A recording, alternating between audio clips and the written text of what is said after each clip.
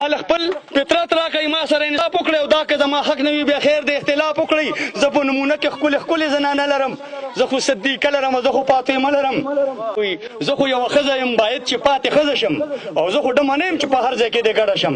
او دا خو زما حق نه دی چې زه دې نرښځی شم، زه دې اشتهار شم، زه دې لچه په هر ځای شم. او دغه زما حق نه دی سړو کې چې ورګډه شم، دغه زما حق دی چې سړو نه زه په ډډه شم. او دا د ښځې حق نه دی چې کور نه یې بهر کړه، دا د ښځې حق دی چې جایداد کې حصه ورکړه.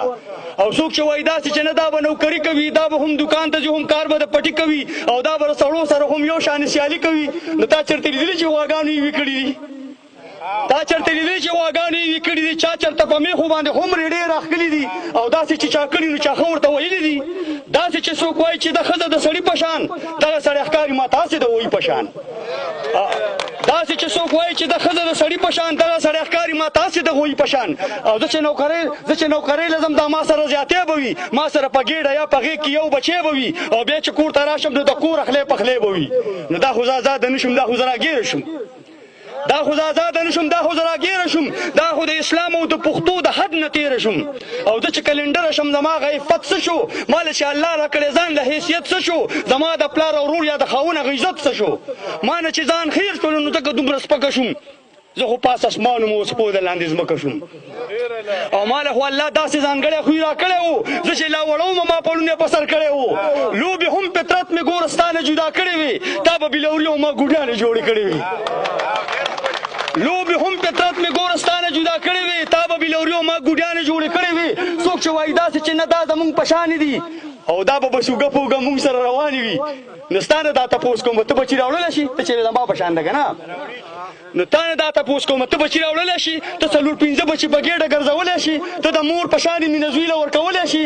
ته د الله خو للو غزل ویلی شي؟ زه جدا جذبات لرم، زه بېل احساسات لرم، زه خو د خالد بچی یم، زه ښکلي صفات لرم.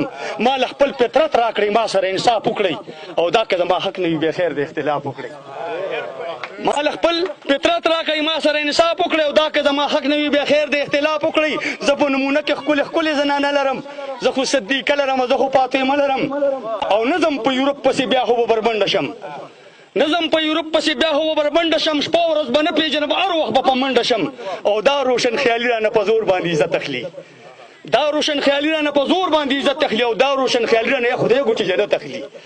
زه خو جوړه شوې ګوره ګل غوندې نازکه یم، زه خو د خپل پلار او د خاوند د کور ملکه یم، زه خو د عصمت او د حیا په کالو ډکه یم. زه مضبوط دلیل لرم ما سره قرآن شته، زه مضبوط دلیل لرم ما سره قرآن شته، ما سره نبي شته، ما سره فرمان شته.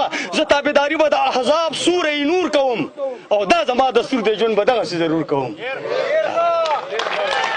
زه تابعداري به د احزاب سوره نور کوم، او دا زما دستور دی ژوند به دغسې ضرور کوم. او ای شاعره تا خو له خپله برخه ورکړله، ای شاعره تا خو له خپله برخه ورکړله، تا د خپل قلم په زور خبره را بهر کړله. اوس د هر چا خوښه ده چې کم طرف ته مخه کړي، ځان له به دې دوو لارو کې یو لاره دې خوښه کړي.